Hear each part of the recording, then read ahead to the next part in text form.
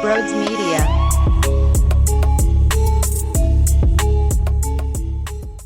Hey everyone, a lot of fun topics today on this podcast, from Marc Zumoff to the Sixers and Cavaliers making a trade, possibly the Sixers and the Minnesota Timberwolves, the Sixers and the Washington Wizards. We get into all the hypotheticals, but before we dive into the topic, one, I want you to all follow me on TikTok at Brodes Media. We are joining the TikTok game. I scroll for 7 hours a day. I'm hooked. I'm absolutely hooked. So make sure you follow me there. If you're new to the channel, hit that subscribe button and also hit that like button too. I greatly appreciate all the support. You guys are the best. Thank you, thank you, thank you. And now, enjoy the show. What is going on, everyone? Welcome on into Sports Talk with Brodes. All right, so now we have some things getting thrown around ESPN and some possible trade scenarios for Ben Simmons, and it's just all speculation. It's nothing insanely serious right now, and we already heard about Damian Lillard possibly wanting out of Portland, and that's clearly the biggest prize you can possibly get. If it costs you Tyrese Maxey, a bunch of first-round picks, Matisse Thybulle in the mix, and of course Ben Simmons, to get a player like Damian Lillard to pair up with Joel Embiid, that's a no-brainer. That's the best-case scenario. But I'm still willing to talk about the worst-case scenario, or some options that I wouldn't even do, or some middle ground trades as well. It's not Damian Lillard or I'm not doing nothing at all. Now, of course, I will be disappointed because Daryl Morey, there's an opportunity here for the guy to land a star who's unhappy. And sometimes you just need to get lucky in terms of time. If Damian Lillard wasn't showing frustration and wasn't disappointed in where the trajectory of the Portland Trail Blazers were going, we might not be in this scenario. But it is there, so it is possible if you put the right package together. Now, the Sixers are not going to be the only team in play, but I do believe personally that they are going to have one of the better options there. So if you think about it, if there's other teams that are scrambling to try and put together assets, there will be teams that are making the calls and that will be putting nice packages together where the Sixers will be in the mix. I don't know if it'll necessarily be the best, but they will at least be in the final three, the top five, if you will, where the Portland Trail Blazers are at least thinking about the Sixers as a final option. I do personally believe that in my heart of hearts. So we'll see. But there are still other options. If Damian Lillard does not come to Philadelphia, maybe he stays in Portland and they figure something out, or he goes to a different city. That does not mean I'm holding on to Ben Simmons because it's not Dame. There's other options that I will gladly pursue. One of them being, and this is the hot item today, the Cleveland Cavaliers. Now, in this hypothetical, it's Collin Sexton, who's 22 years old, Kevin Love, who at this point is clearly on the back nine, but I think there's value there with this basketball team, considering anyone who could play backup 5 minutes, it's extremely important. He could stretch the floor out at the four at times as well. There's versatility, even though he's not what he once was, and maybe that's a product of playing in Cleveland, the usage there, and he's been banged up, and I'm not telling you I have these high expectations for Kevin Love, but I think there's more in there, sort of like with Blake Griffin, right? When he was with Detroit, it was over. He didn't feel like competing. It was all nonsense there. He was playing for a losing organization, and he did not feel that motivation, I guess. Plays for Brooklyn, and there was more left in the tank than you saw in Detroit. I firmly believe that Kevin Love has more in the tank if he's playing for a more of a contender, playing for Philadelphia instead of however the hell they're managing his minutes and managing his play with the Cleveland Cavaliers. So keep that in mind. And also a top 10 protected first-round pick in the draft. So that would be what the Sixers would get in return, and Ben Simmons would be what the Cleveland Cavaliers have in return. And I'll be honest with you, I would do this trade. Collin Sexton has flaws. He's not a perfect player. Ben Simmons, though, has flaws, not a perfect player, and he doesn't take shots in the fourth quarter of a playoff game in multiple games in a row, and he's getting paid $30 million. I'm sorry. I'm going to take a Collin Sexton over him, who's 22 years old, career shooting around 39% from three. Last year, he averaged 24 points per game, and what I love is watching the growth of the young player. Now, you're going to lose a bit defensively. You're going to lose a bit defensively no matter what player you pick up instead of Ben Simmons, but here's my thing on that.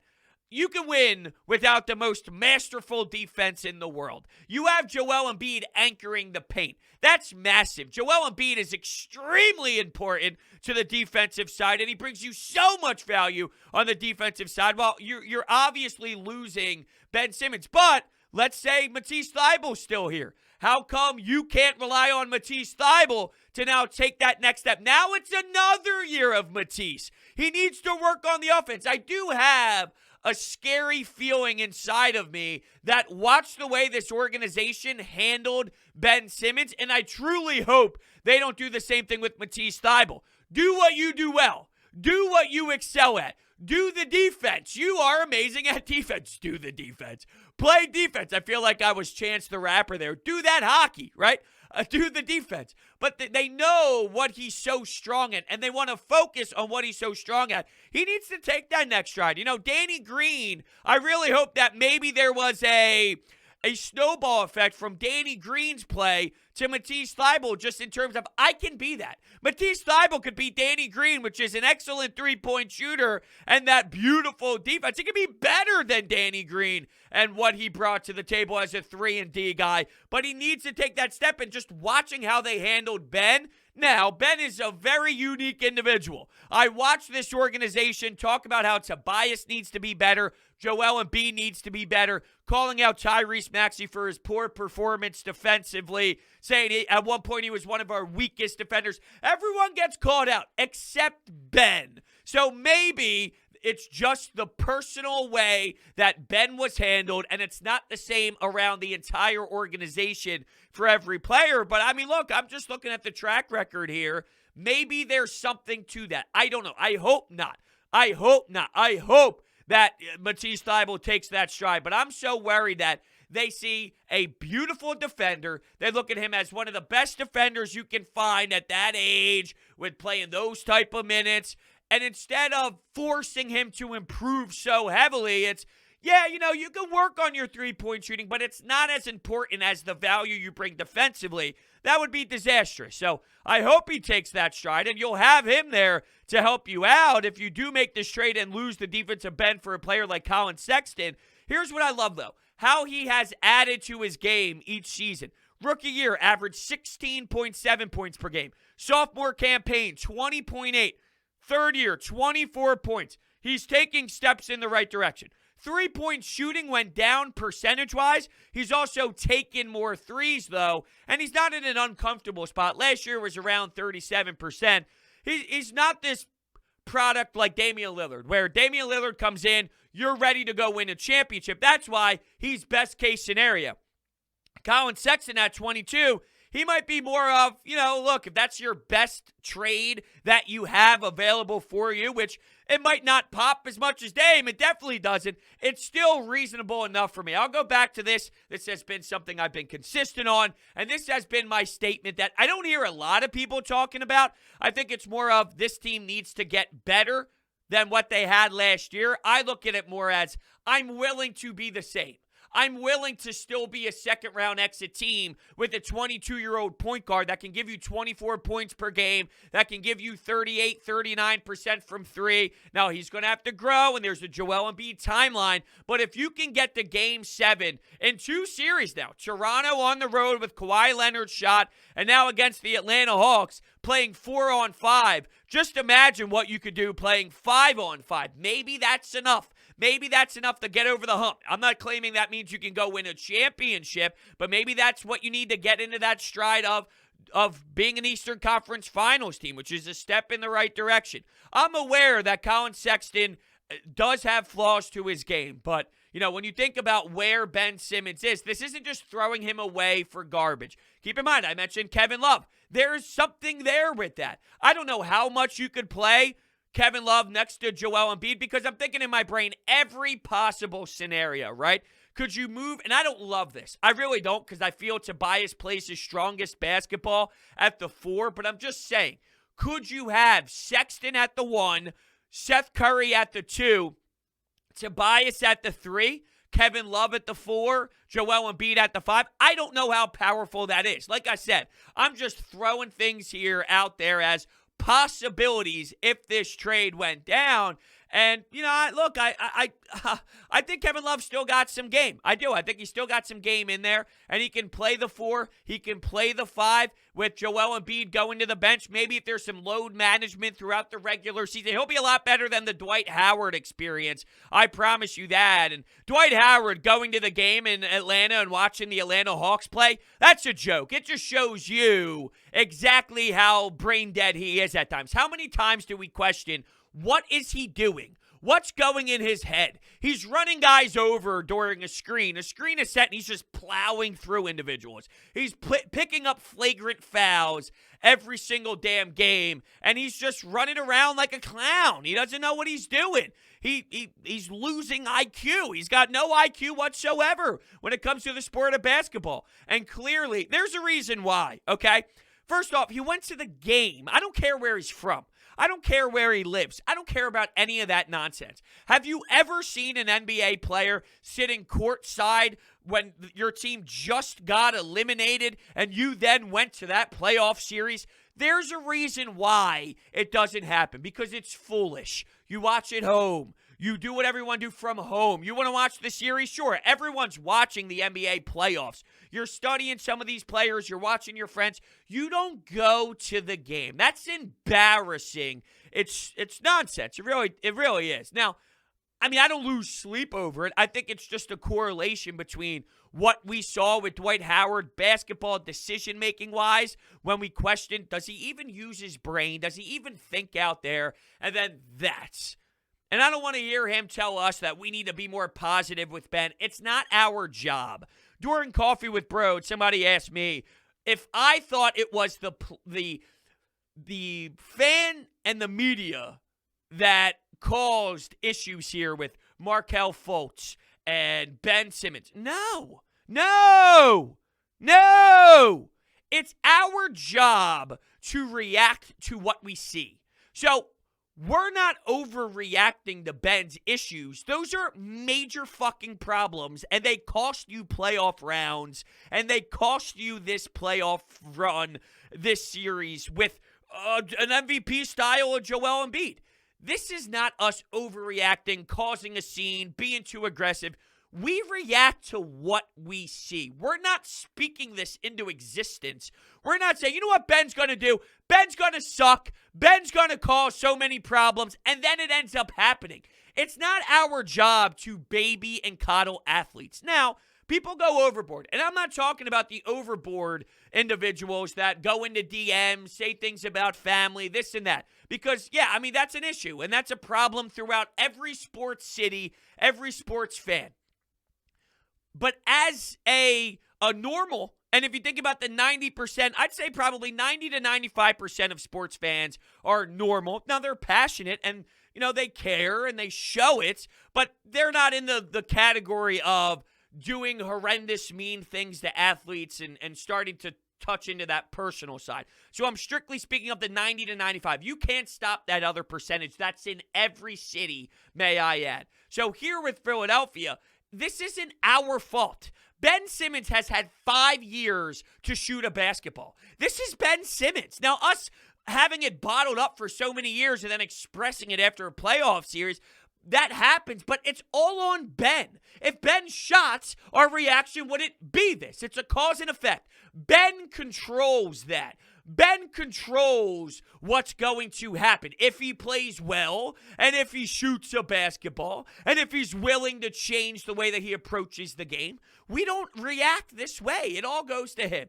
Now, the Australian Olympic team, right? Because he's not going to play. I have mixed emotions. The Sixers fan side of me, even though I know he's basically gone at this point, so I have prepared myself to see him in a different uniform. He's still right here, right now. So the Sixers fan of me goes, this is an opportunity to work on your craft, work on your game.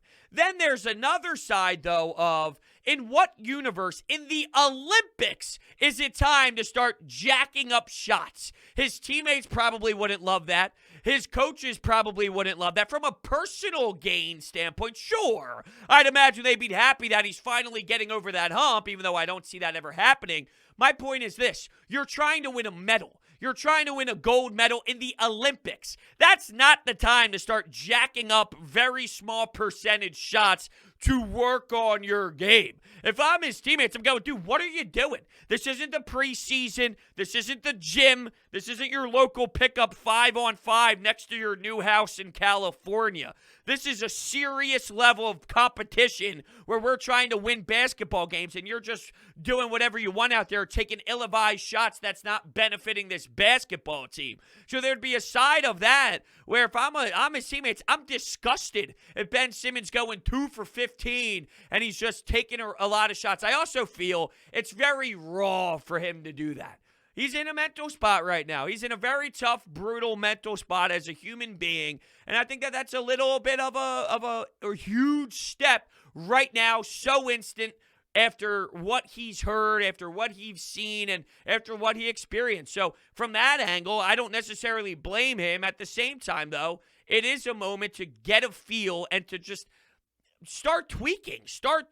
And you can do that in the right way. You don't have to go to the extreme. There's got to be a way of recognizing what areas on the floor can be most beneficial for you to start improving. Free throws, start improving. Get better in those moments where you can start working. But apparently they're going to take some time off and work on his individual skills. But we've been hearing that for so damn long, where I would do it for Collin Sexton. I think that would be a nice duo between Collin Sexton and Joel Embiid. I think he's got the right attitude for the city. My man is a dog, and he keeps improving every single season. You just have to worry about that timeline with Joel, where this isn't my first. I'm saying if this is what is there by the end of it, and I don't believe this is trash. I don't believe this is you're getting nothing. Maybe there's a better one, because you need a point guard, right? So maybe there's a better one that you can get in Collin Sexton. Because I think that in theory, that's what you're trying to look for. Maybe a big and a guard, a big and a guard that you can help solidify this roster. So that is sort of the style you're looking for. Now, I did hear something pretty fascinating today, and it was from, who was it from? I think it was Tyrone Johnson of the Mikey Miss Show, and he brought up the fact that he doesn't know if Sexton is better than Maxey. Now, I do believe that. Long term, I think Maxey could possibly be in the same tier as a Collin Sexton as he continues to grow. But he was saying he needs someone that he knows 100% is better than Tyrese Maxey. Is that Collin Sexton?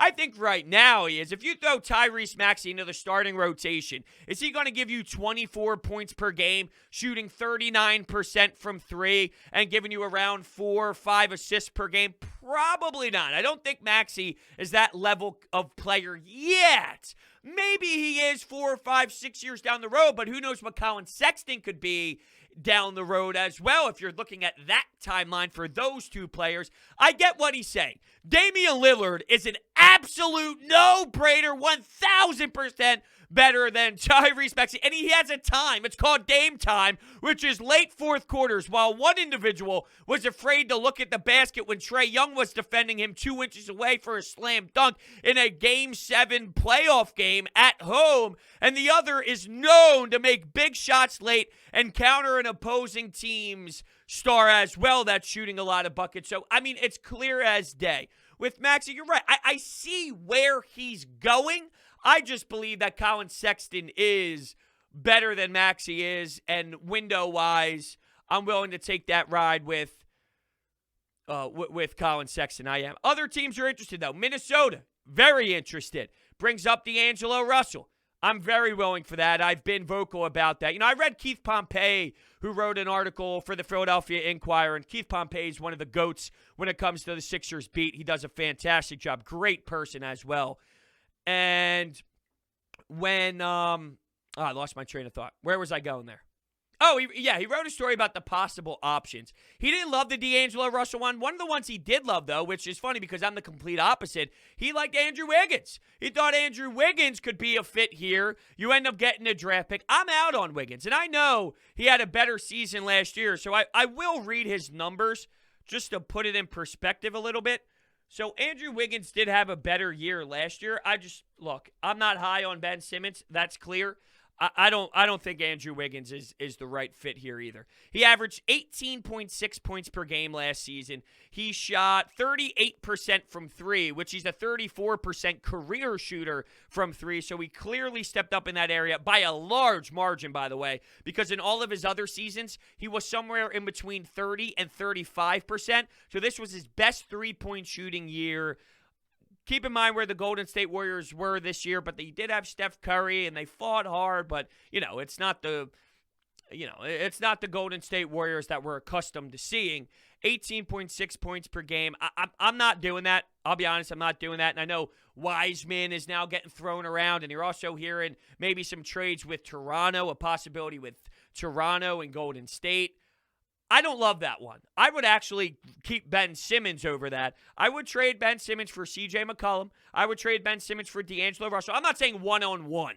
I'm just saying if you think about the big trade pieces involved, there might be other pieces, some draft picks, this and that coming back in return or whatever the case may be. But the bigger named player, yes, CJ, yes, D'Angelo, yes, Collin Sexton. I'm actually very intrigued by that one. This Ben thing's not going to work. And this whole, you can't sell him too low. You're not selling him too low. You're not.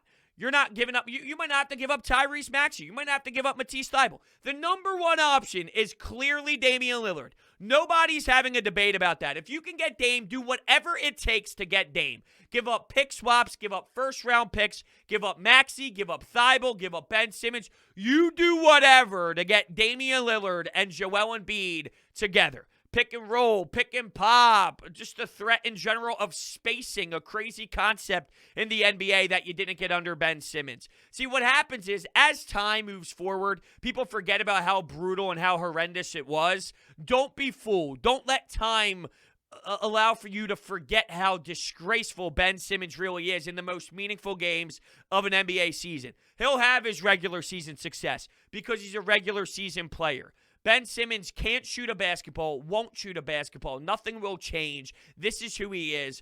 Do not be fooled. It's time to move on from him. So if you can't get Dame, it doesn't mean you rule out every other possibility. There's other possibilities in place. You don't give up as much. I'm not saying I want this to be the case. I want Damian Lillard. I'm just saying, if you can get a Collin Sexton without giving up a Maxey, if you can get a first-round pick as well in return with a Kevin Love, if you can get a D'Angelo Russell without giving up a Maxey, then you keep the Maxey and you have those two as a 1 and a 2, and maybe something with Seth Curry.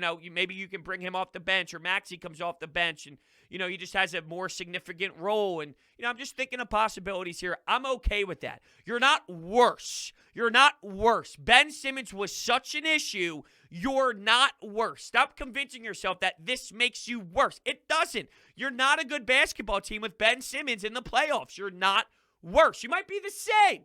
I'm okay with the same because Ben doesn't work. This at least gives you a new possibility of it working. Ben doesn't work because he doesn't shoot a basketball in 2021 at the point guard position. That doesn't work. That doesn't work. I don't know if Sexton does. I don't know if D'Angelo Russell. We've never seen Joel play with a guard for 38, 40 minutes a night. A real guard who's a threat and creates space for it. We've never seen it. I'm willing to take that chance. You're not setting your franchise back 5 years. Why? Because Ben Simmons doesn't work. He doesn't work. He doesn't work. He does not work. He doesn't work in playoff basketball. So don't be fooled about anything he does, defense, this and that. Come on now. Come on now. He does not outweigh the negatives.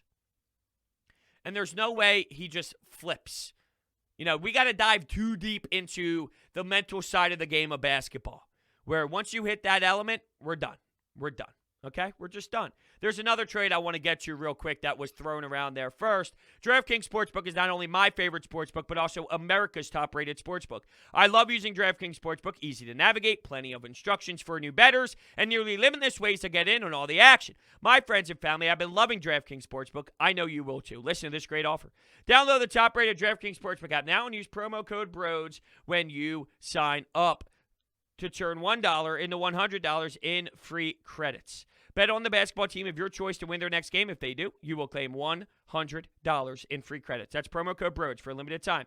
Only at DraftKings Sportsbook. Must be 21 or older. Pennsylvania only. New customers only. Wager paid out. In-site credits. Restrictions apply. In partnership with Meadows Racetrack and Casino. See DraftKings.com/sportsbook for details. Gambling problem? Call 1-800-GAMBLER. And speaking of some playoff basketball, it's crazy. Trae Young injured with that bone bruise, and what happened to Giannis was pretty damn scary. But it does seem like there's no structural damage in there, which is clearly a great sign. And when you saw his reaction, it was actually positive to see him in the tunnel walking back to the locker room, and he was walking. And not that that means anything. I saw Carson Wentz run off the field when he had all that damage done to his leg, and sometimes adrenaline just takes over. But the way Giannis reacted after the first initial moment, it was a little bit of a positive sign, and I'm just rooting for him and a fast recovery for everybody injured. Kawhi, Trae Young, Giannis. I mean, it's just so depleted right now with a bunch of injuries. I want to see these guys out there competing hard on the floor. Now, getting back to some Ben things, there's one that was thrown out there with Washington. Westbrook and the 15th overall pick for Simmons and George Hill. I would not do this. I would not do this one. I don't like Russell Westbrook. He shoots 31% from three, 65% at the free throw line. He takes very, very, very bad shots. It would be interesting to see how the Westbrook and the Joel Embiid dynamic emotionally works out, considering we know their past. We know how much they hated each other, and they always go back and forth. They're always jawing back and forth. But to me, Russell Westbrook is a loser. He's not a winning player. He might get a lot of stats. Whoop-de-damn-do about his stats. It doesn't relate to a winning brand of basketball. Maybe there's a side of this that I'm not giving enough credit, which is playing next to Joel Embiid. And instead of Russell Westbrook being the guy, Joel Embiid would be the guy. Would that work, though? Or do you think that Russell Westbrook would think he's the guy? Therefore, there would be this back and forth that never really fully works because, well, Russell Westbrook's unwilling and, Joel Embiid wants to show his dominance. And I could see a scenario where those two somewhat battle it out, beef it out, and I don't love that one. I'd rather stick with Ben Simmons. I'd rather stick with Ben Simmons than Russell Westbrook. I don't think Russell Westbrook wins. I really don't. I don't think he's a winning player. I'm more intrigued by Collin Sexton, D'Angelo Russell, C.J. McCollum than I am with the Russell Westbrook. So I personally wouldn't do that one. I wouldn't do the Wiggins, and I would not do the Westbrook. Those are the two that I would not do. Everything else to this point that I've heard, I'm open for the discussions.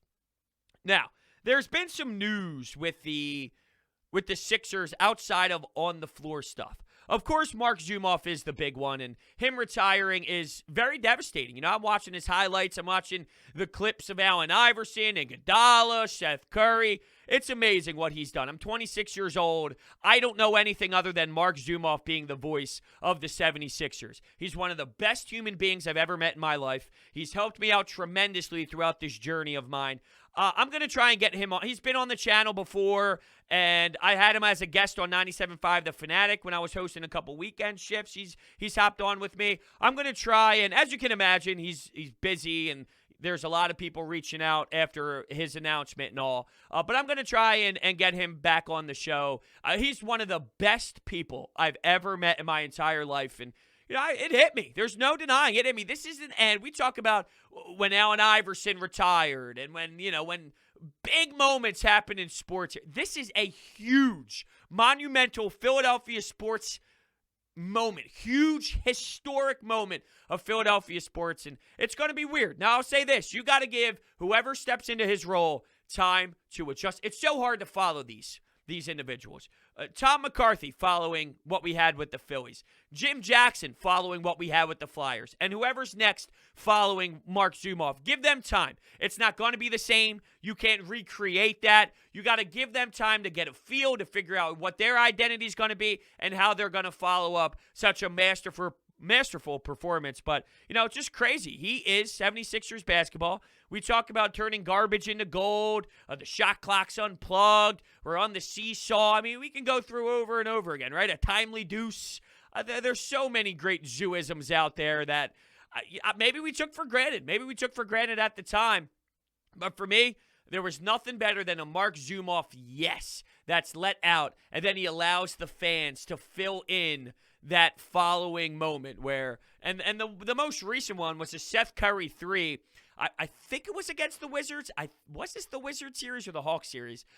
I apologize. I forget who they were playing, but he comes in transition. He gets a pass. He takes a transition 3. Yes! And then the Wells Fargo Center erupts, goosebumps everywhere. Just amazing. I mean, we can go over the Allen Iverson steal, and bang, he takes a layup to the basket. Sixers win. So many huge wins for this franchise. And I'll tell you what, Marc Zumoff is one of the greatest people I've ever met. He's helped me out so much. I can't even stress it, how much he's helped me in this business. And I really hope I can get him on to kind of talk to him about everything. But he said he wants to cook. He wants to learn a language. He wants to learn an instrument. He wants to hang out with his wife. He talked about how he's in the fourth quarter. If you didn't read his letter that he put out there, he's in the fourth quarter of life, and it's time to kind of appreciate that fourth quarter. So thank you, Mark. Thank you so much. You're one of the best ever, and it's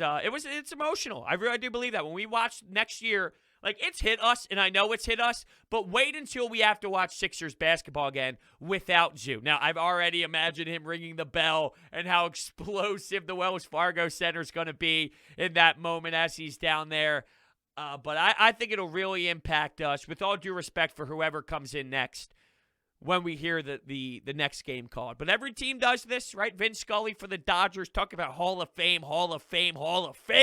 He's one of them. And they had to make that move. And you talk about Doc Emmerich with NBC.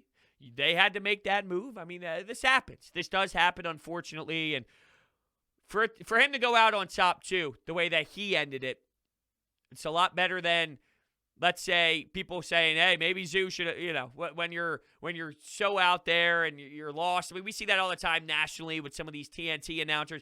Maybe it's time. Maybe it's time to hang up the microphone. He doesn't have it anymore, calling people by the wrong name and not properly assessing the game. Mark's not even close to that. I'm not saying he is, but that's how some commentators go. To go out on the high note, amazing. Amazing. Thank you, Marc Zumoff. Also, Scott O'Neal stepped down, and I think this is just fascinating because he said that he wants new opportunities after 8 years. There was a lot of drama between Scott O'Neal, David Blitzer, and Joshua Harris at the end of that Brett Brown era, where people were making basketball decisions that shouldn't be making basketball decisions. And now Daryl Morey steps in, which, he's saying all of the final says here, right? He's got all the power, and he's making those proper assessments and pretty much putting his foot down, and what he says goes.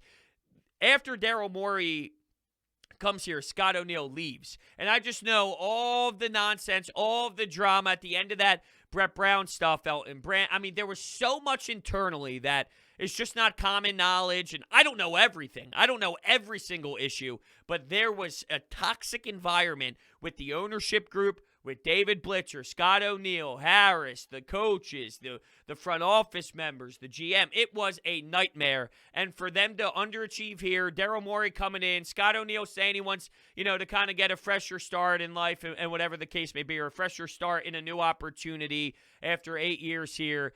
I don't know. Like Danny Ainge left the Boston Celtics, and he said it's just time, this and that. And now there's speculation about the Utah Jazz, and there was speculation right from the jump about the Utah Jazz. Now you're seeing more reports, and maybe, I don't know if it's actually official or not. Let me type it in just to see. Danny Ainge, Utah Jazz. Danny Ainge joining Utah Jazz office isn't imminent, according to Celtics co-owner. Danny Ainge in play for role with Utah Jazz. Utah Jazz, 5 front office candidates that make sense for the Jazz 3 hours ago. Okay, so he's a candidate. He's not actually confirmed yet. I'm just trying to put it all together here. Knowing the issues and seeing him step down with Daryl Morey coming in. There's got to be something to it. I don't know what it is. I really don't. But there's got to be something to it. So just crazy that now we're seeing these Sixers members now taking steps back. Could just be ironic that Zoo and Scott O'Neal did it at the same time. I don't think it's ironic that Scott O'Neal's leaving after Daryl Morey's hired and what happened last year, though. There's a correlation there. Zoo just maybe thought internally it's time. And, it's different. A play-by-play guy, it's not the same as being a front office member, a CEO, or anything of that nature in terms of making decisions and whatnot and others coming in. So, with Zoo, it's different. But I'll tell you what, I'm going to miss him a lot. And one of a kind, and such a great human being. So with that, I want to thank you all so much for listening to this episode, and I will see you next time.